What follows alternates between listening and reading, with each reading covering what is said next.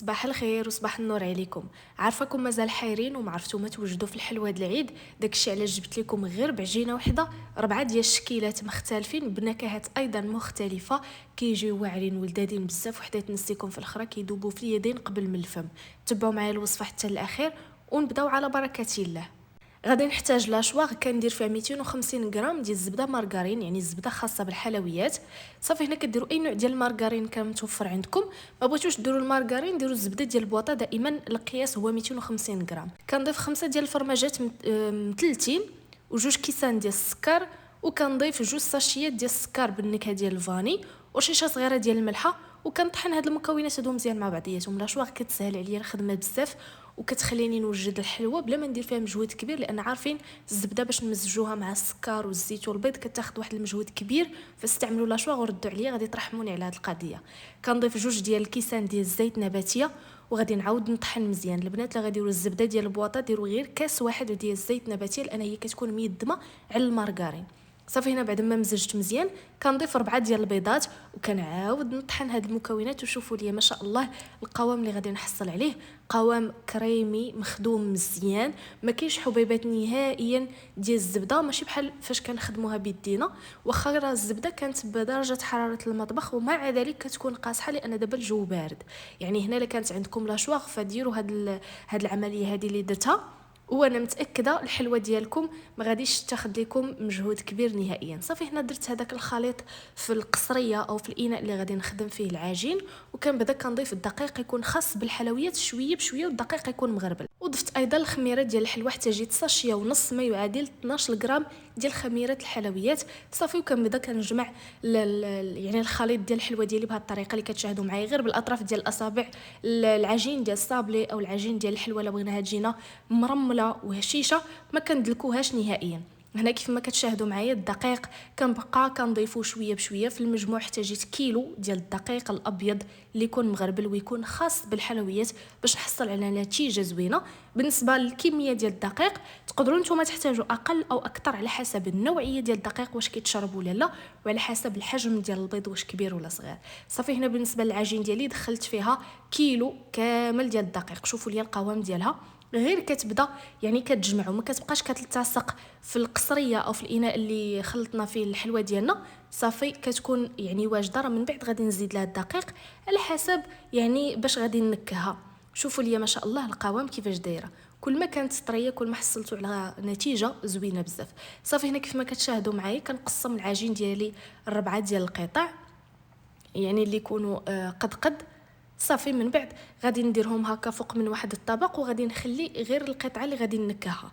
بالنسبه للقطعه الاولى غادي ندير فيها واحد الفلون، يعني مستحضر ديال الفلون بالمذاق ديال الشوكولاته، يكون يعني بدون سكر هكا دوك الفلون ديال 2 دراهم. وضفت ايضا واحد معلقه ما عامراش بزاف ديال الكاكاو المر. كل ما كان الكاكاو المر نوعيه جيده كل ما حصلتوا على نتيجه زوينه. وزدت شويه ديال الزيت نباتيه باش هكا كيمتاز ليا داك الكاكاو بسرعه في وسط من العجين. وصافي يعني القطعه الاولى كتكون واجده، ما زدتش ليها الدقيق لان اصلا الكاكاو كينشف لنا العجين ودار لنا يعني الدور ديال الدقيق. بالنسبه للقطعه الثانيه درت لها فلون بالمذاق ديال الكراميل، وهذه القطعه هذه غادي نزيد لها شويه ديال الدقيق تقريبا واحد المعلقه كبيره غير مملوءه جيدا. صافي وشوفوا لي القوام اللي غادي نحصل عليه. غادي نخليها جانبا ونجيب قطعه واحده اخرى ديال العجين غادي نكهها بالفلون بالمذاق ديال الفاني، وغادي نزيد ايضا معلقه كبيره تكون يعني غير مملوءه جيدا ديال الدقيق. يعني القوام ديال العجين خصو مع ذلك يبقى طري غير ما يبقاش طري اكثر من القياس، داكشي علاش كنزيدوا ديك المعلقه ديال الدقيق. بالنسبه للقطعه الرابعه والاخيره غادي ندير فيها واحد الساشيه ديال الزهر، يعني السكر بالنكهه ديال الزهر كتجي منسمه بالمذاق ديال الزهر وكتجي غزاله. وضفت ايضا ملعقه ديال الدقيق، يعني ديال الشوكولاته بوحدها اللي ما زدناش ليها الدقيق لان درنا فيها الكاكاو، والكاكاو يعني كيتشرب وكيعطينا نفس الدور ديال الدقيق. هنا بالنسبه للقطع ديال العجين ديالي كاملين درتهم في اكياس بلاستيكيه وخليتهم جانبا باش ما كينشفوش، وكنبدا كنخدم يعني قطعه بقطعه.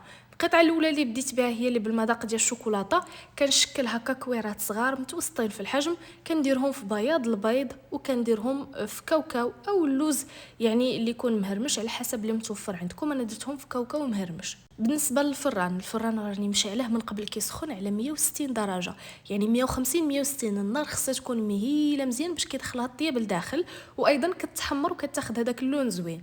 بالنسبه للفران مشعلاه من الفوق ومن التحت، كندخلها كطيب دفعه واحده وكنخرجها. البنات اللي عندهم فرن غازي النار تكون مهيله بحال الشميعه، بحال الا بغات تطفى. النار في الاول تكون غير من الاسفل، نحطوا اللاطه في الوسط ونخليوها حتى كطيب من التحت وكتبان لي تحمرات شويه من الجناب وكتشموا ديك الريحه ديالها. عاد من بعد كنهبطها باش كتحمر، ودائما النار تكون مهيله مهيله بحال الا بغات تطفى، ونطيبوها على خاطرها. ونفس الطريقه بالنسبه للشكيلات كاملين ديال الحلوى، يعني 150 160 درجه. هنا بالنسبه للنوع الثاني ديال الحلوى اللي غادي يكون بالمذاق ديال الكراميل، يعني درنا الشوكولاته، دابا المذاق ديال الكراميل. كنشكلها هكا كويرات حتى هما كيكونوا صغارين، وكنديرها في اللاطه اللي غادي تدخل الفران وغادي ندخلها طيب. بالنسبه للطريقه ديال التزيين ديالها فغادي نوريها لكم في الاخير مع باقي يعني الحلوى اللي غادي نزينها. هنا غادي ناخذ القطعه ديال العجين اللي بالمذاق ديال الزهر، يعني اللي نكهناها بالزهر. غادي نديرها في وسط من جوج ديال القطع ديال البلاستيك او ورق الطهي، يعني اللي كان متوفر عندكم، وكنبسطها في الدلاك. ضروري كنبسطها ما تكونش يعني رقيقه، لان غادي نديرو غير قطعه واحده ديال العجين، ما غاديش نديرو وحده فوق من وحده، وبالتالي ما نرقوش العجين بزاف، نخليوها شويه غليظه باش ملي كطيب كتجي زوينه. صافي هنا كيف ما كتشاهدوا معايا كنبسطها بالدلاك، من بعد كنقطع على شكل دوائر عاديين، يعني باي قطعه كانت متوفره عندكم. ما عندكمش كاع بحال هاد القطعه تقدروا ديروا غير كاس تقطعوا الحلوى ديالكم به. صافي هنايا بهاد الطريقه غادي نستمر. من بعد كناخذهم وكنديرهم في اللاطه اللي غادي تدخل الفران، وكنطيبهم بنفس الطريقه 160 درجه، النار من الاعلى ومن الاسفل دفعه واحده. بالنسبه لهادو اللي كيكونوا هكا رقيقين ماشي بحال الاولين اللي درناهم بالشوكولاته والكراميل، فتقريبا كياخذوا ربع ساعه ديال الطياب، كياخذوا داك اللون غزال مذهب، ما نحمروهمش بزاف. بالنسبه التزيين ديال هاد الحلوه هادي فغادي نزينها هنايا. قبل ما تدخل الطيب كندهنها بالبياض ديال البيض، وكنزينها ايضا برقائق اللوز او اللوز ايفيلي. صافي وغادي ندخلها الطيب. بالنسبه لهنا اللوز ايفيلي ضروري كتحاولوا انكم تضغطوا عليه وتلصقوه في هذاك البياض ديال البيض باش من بعد يعني كيبقى شاد راسو، كيبقى لاصق ما كيتساش. بالنسبه للقطعه ديال العجين اللي نكهتها بالمذاق ديال الفاني، فكنبسطها ايضا بنفس الطريقه فوق من ورق الطهي او فوق من بلاستيك غذائي، يعني كنفرش بلاستيك غذائي وكنغطي بالبلاستيك الغذائي وكنطلقها بالدلاك. دائما السمك ديالها ما يكونش رقيق بحال اللي قبل منها، وكنقطعها بنفس القطعه غير هي قلبتها باش كتعطي هذا الشكل هذا زوين. صافي هنا غادي نستمر حتى غادي نقطعها كامله بكل سهوله. كنهزها بنفس الطريقه اللي درت مع اللي قبل منها، وكنحطها في لاطه ديال الفران. هاد المره اللاطه ديال الفران فرشت ليها هاد السيليكون هذا باش كيعطي واحد الشكل زوين على شكل مربعات كيكونوا صغيورين.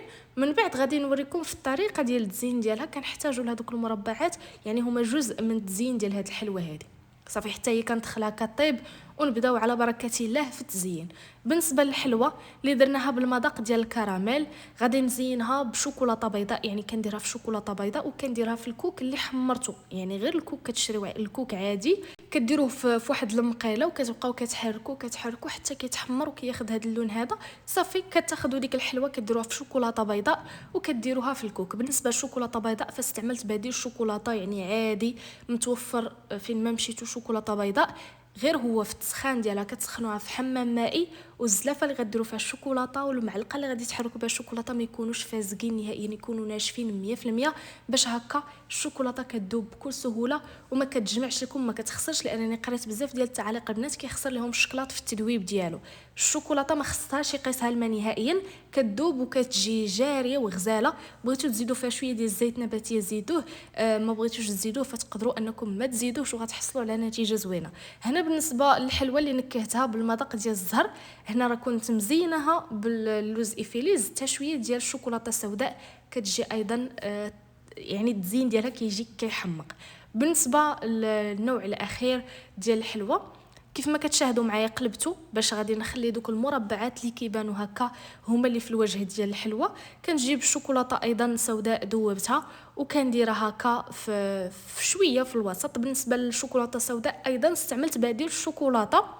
صافي وكنجيب الكركاع وكنزين به الحلوه ديالي. الصراحه كيجي الشكل ديال هاد الحليوات هادو راقي وجميل بزاف. الطريقه ديال التحضير ديالهم سهله، حاولت اني نعطيكم جميع الاسرار وجميع يعني لي زاستوس اللي غادي تحتاجوها باش تسهل عليكم الخدمه. يعني بالنسبه للطريقه ديال لاشواغ جربوها وردوا عليا الخبر، انا متاكده غادي ترحموا لي عليها الوالدين من بعد، لان فعلا كتسهل عليكم 50% ديال المجهود اللي غادي ديروه في هذه الحلوه هذه كيمشي في هذيك لاشواغ. ما كتبقاوش تمحنوا يديكم، لانني ديجا صايبت معكم شحال من حلوه كنخدم المارغرين بيدي الصراحه كطيح لي الدين. فجربوها بهذه الطريقه هذه اللي شاركت معكم اليوم وردوا عليا الخبر، لان فعلا كتسهل بزاف الخدمه. كيف قلت لكم كتحيد عليكم واحد 50% ديال المجهود ديال هذه الحلوه هذه. شوفوا لي هنا بغيت نوريكم الطراوه، الهشاشه، الترميله ديال الحلوه كتجي ما شاء الله مرمله وهشيشه. ووريتكم الشكيلات كاملين واخا هما راه نفس العجين، ولكن بغيتكم تشوفوا بانهم كاملين ما شاء الله كيجيو هشاشين وغزالين.